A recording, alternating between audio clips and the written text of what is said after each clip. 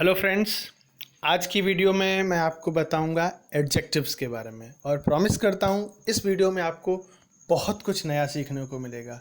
जैसे degrees of adjectives, Elder और older के बीच में फ़र्क एवं सही उपयोग, साथ में इरेगुलर एडजेक्टिव्स की जानकारी भी मैं आपको दूंगा। तो शुरू करते हैं हम सबसे पहले एडजेक्टिव की डेफिनेशन से। हालांकि ये चीज़ हम पार्ट्स ऑफ स्पीच के वीडियो में देख चुके हैं, पर फिर भी शुरुआत वहीं से करते हैं ताकि हमें वो चीज़ें एक बार रिवाइज हो सकें। So adjectives are the words or the clauses that show the quality of a noun, pronoun or provide some additional information about them. मतलब एडजेक्टिव वो वर्ड है या क्लॉज जो हमें नाउन या प्रोनाउन के बारे में उसकी क्वालिटी बताता है या उससे जुड़ी हुई कुछ हमें एडिशनल जानकारी मिलती है। देखिए, ज़रूरी नहीं कि सिर्फ एक वर्ड हो, क्लॉज भी हो सकता है उसके बारे में जिससे हमें पूरी की पूरी जानकारी मिलती है। तो हम देखते हैं एग्जाम्पल के साथ। Ramesh is brave. तो here brave is an adjective. जो ब्रेव है यहाँ पर रमेश की क्वालिटी को बता रहा है, राइट। तो यहाँ पर ब्रेव जो है वो एक एडजेक्टिव है। दूसरा एग्जाम्पल देखते हैं। Shyam is coward. अब यहाँ पर क्या, here coward is an adjective. ऐसा नहीं होता है कि सिर्फ क्वालिटी में अच्छी ही चीज़ें बताई जाएं, खराब बातें भी क्वालिटी का पार्ट है, तो वो आपको देखने को मिलेंगी। दूसरा है सी वॉज इंटेलिजेंट। अब इसलिए ये मैंने थोड़ा पास्ट में लिया है ताकि आपको हर तरह के सेंटेंस में एडजेक्टिव तुरंत पता चले, इसके लिए मैंने ये पास्ट में लिया। तो इंटेलिजेंट ये क्या है, हर, सी मतलब उसकी लड़की की क्वालिटी की बात हो रही है। आई हैव मैनी या फ्यू बुक्स। अब यहाँ पर हम देख सकते हैं मैनी या फ्यू, ये भी क्या है, एडजेक्टिव्स ही हैं। मैं सिर्फ ये भी कह सकता हूँ आई हैव बुक्स, लेकिन जब बुक्स की क्वांटिटी के बारे में बताना है तो वो भी तो एडिशनल इन्फॉर्मेशन ही हुई ना, और ये जो एडिशनल इन्फॉर्मेशन है यही है एडजेक्टिव। यहाँ इसके अलावा देखते हैं एक और। Mohan is my friend who plays with you. अब यहाँ पर बात किसकी हो रही है, मोहन की, और मैं बता रहा हूँ कि मोहन इज़ माई फ्रेंड, वो मेरा दोस्त है जो तुम्हारे साथ खेलता है। तो यहाँ पर देखो एडजेक्टिव क्लॉज दिया हुआ है, हु प्लेज विथ यू। तो ये ऐसा नहीं होता है कि एडजेक्टिव का मतलब सिर्फ एक वर्ड से हमें क्वालिटी पता चले। कई बार एक पूरा का पूरा क्लोज होता है और वो भी एडिशनल इंफॉर्मेशन देता है। तो यहाँ पर हु प्लेज विद यू ये क्या है, एडजेक्टिव है। दूसरा देखते हैं। He is Deepak who is younger than I. तो दीपक, यहाँ किसकी बात हो रही है, दीपक की, जो मुझसे छोटा है। तो यहाँ पर who is younger than I, ये क्या हो जाएगा, यहाँ पर ये क्लोज है लेकिन ये इसके लिए यहाँ पर एडजेक्टिव का काम करता है। आई होप आपको इतनी चीज़ें क्लियर हुई होंगी। अब हम देखते हैं 3 डिग्रीज ऑफ एडजेक्टिव्स। तो पहली है पॉजिटिव डिग्री, दूसरी है कंपैरेटिव डिग्री और तीसरी है सुपरलेटिव डिग्री। कंपैरेटिव में देन और ER दोनों आते हैं, मैं दोनों को स्पेसिफाई करूंगा। और सुपरलेटिव में द और EST ये वर्ब में लगते हैं, वो मैं बताऊंगा कि किस तरह से। शुरू करते हैं ER और EST के बारे में। जैसे टॉल का ये पॉजिटिव डिग्री, टॉलर कंपैरेटिव और टॉलेस्ट ये क्या हो गया, सुपरलेटिव। उसी तरह से short, shorter, shortest, fast, faster, fastest, और इसी तरह से ये बाकी के सभी दी हुए वर्ड्स हैं। जैसे बिग, तो big, bigger, biggest, small, smaller, smallest, high, deep, black, white, great, long, wide, sweet, light, heavy, weak, strong, rich, poor, soft, tough, fast, slow, dirty, clean, sour, ये सभी वर्ड्स में आप देखेंगे तो पहला वही वर्ड, उसके बाद ER और EST, राइट। जैसे हमने अभी एग्जाम्पल में देखे, जैसे लाइट है तो light, lighter, lightest, clean, cleaner, cleanest. तो इस तरह से ER और EST का उपयोग होता है कंपैरेटिव डिग्री और सुपरलेटिव डिग्री में। अब हम देखते हैं एक और आपको वर्ड, यंग और ओल्ड। उम्र में छोटा यंग और उम्र में बड़ा ओल्ड। लेकिन अब इसकी पहले तीनों मैं बता दूं, young, younger, youngest, old, older, oldest, old, Elder, eldest. ये यहाँ पर देखने की बात है, जब कोई हमसे छोटा है तब तो हम यंग, यंगर और यंगेस्ट डिग्री के हिसाब से यूज़ करते हैं, लेकिन कौन सी जगह पर हमें ओल्ड, ओल्डर और ओल्डेस्ट लगाना है और किस जगह पे एल्डर और एल्डेस्ट आएगा, ये एक देखने लायक, ध्यान देने लायक बात है। तो हम देखते हैं, जैसे Ram is younger to me. Okay, अब यहाँ पर एक और चीज़ मैं आपको बताना चाहूँगा, यंगर एक ऐसा वर्ड है मतलब जिसके साथ टू लगता है, ये आपको ध्यान रखना, ये एक्सेप्शनल केस है। उसके अलावा जितने भी कंपैरेटिव हैं उसमें देन लगेगा। अब दूसरा देखते हैं, Mohan is elder than I. अब आप सोचेंगे एक जगह एल्डर है और एक जगह ओल्डर है, तो मैंने इसीलिए आगे एक मेंशन किया हुआ है दूसरे में कि मोहन, जिन जगहों पर ब्लड रिलेशन हो उस जगह पर अगर आपसे कोई छोटा है तो आपको यंगर ही लिखना है, उसमें कोई चेंजेस नहीं। लेकिन अगर आपसे कोई बड़ा है और आप उसके बारे में बता रहे हैं तो उसको आप एल्डर कहेंगे। और जैसे तीसरा सेंटेंस देखते हैं, दीपक इज़ ओल्डर देन आई। अगर दीपक मेरा दोस्त है, मित्र है, या कोई भी दूर का मतलब जिससे है हमारे समाज से जुड़ा, और हम उसकी बात करें कि वो हमसे बड़ा है, तो उस जगह पे यूज़ होगा older.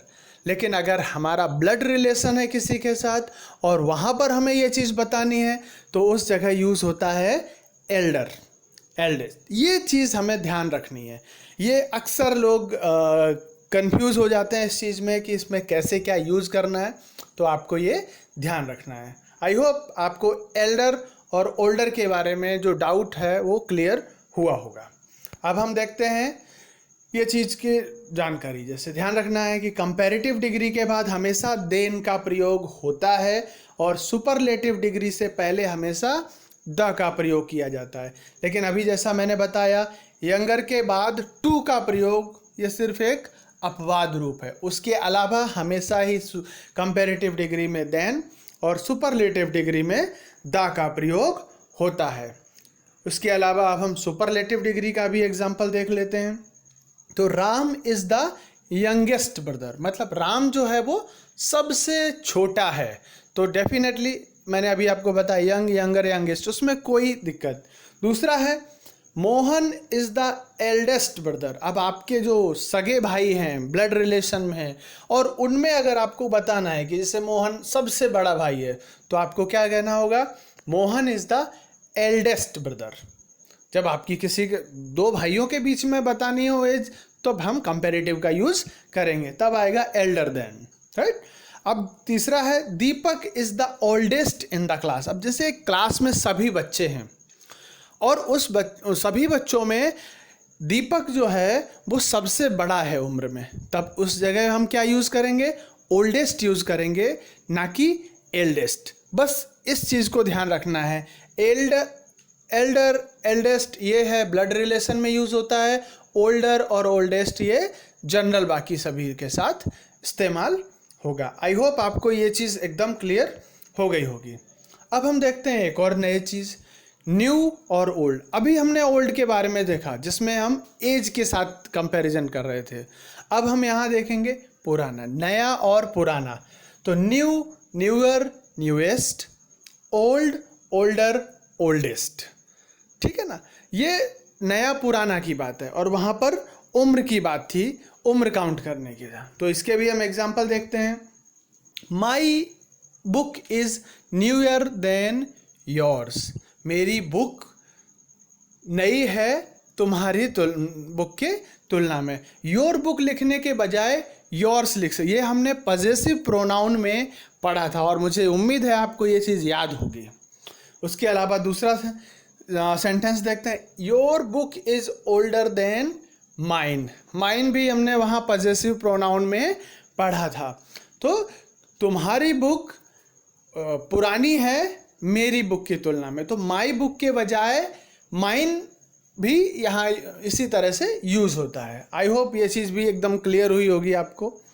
My laptop is the newest या ओल्डेस्ट। अब ये दोनों मतलब हम कोई भी वर्ड यूज़ कर सकते हैं, या तो मेरा मैं ये कहूँ हमारे बीच जितने लोग हैं, चलो सब के बीच में मेरा लैपटॉप सबसे नया है तो my laptop is the newest, और अगर मेरा सबसे पुराना है तो my laptop is the oldest. इस तरह से न्यू और ओल्ड का यहाँ पर इस्तेमाल होता है। अब हम बात करते हैं यूज़ ऑफ मोर और मोस्ट की। अभी तक हमने ER और EST को देखा, अब हम देखेंगे मोर और मोस्ट के बारे में। कंपैरेटिव डिग्री में मोर का इस्तेमाल होता है और सुपरलेटिव डिग्री में मोस्ट का। कुछ वर्ड ऐसे हैं जिन जगहों पर आप ER या EST का उपयोग नहीं कर सकते हैं।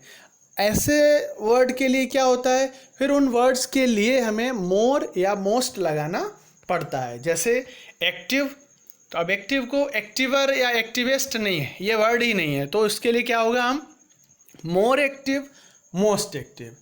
अब ब्यूटीफुल, उसमें भी हम आगे ER या EST नहीं जोड़ सकते हैं, तो मोर ब्यूटीफुल मोस्ट ब्यूटीफुल। अक्सर कुछ वर्ड जो जिनका प्रोनाउंसिएशन थोड़ा लंबा लेंथ है उसमें मोर या मोस्ट ज़्यादातर यूज़ होती है।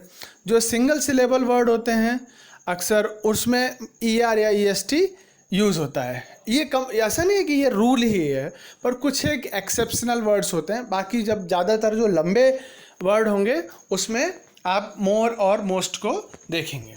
जैसे dangerous, careful, cheerful, difficult, diligent, harmful, famous, foolish, useful, urgent, patient, powerful, popular, interesting, important, intelligent, industrious, honest, etcetera. अब इस तरह की जितने और भी बहुत सारे हैं वर्ड, उसमें क्या यूज़ होगा, कंपैरेटिव डिग्री में मोर और सुपरलेटिव में मोस्ट।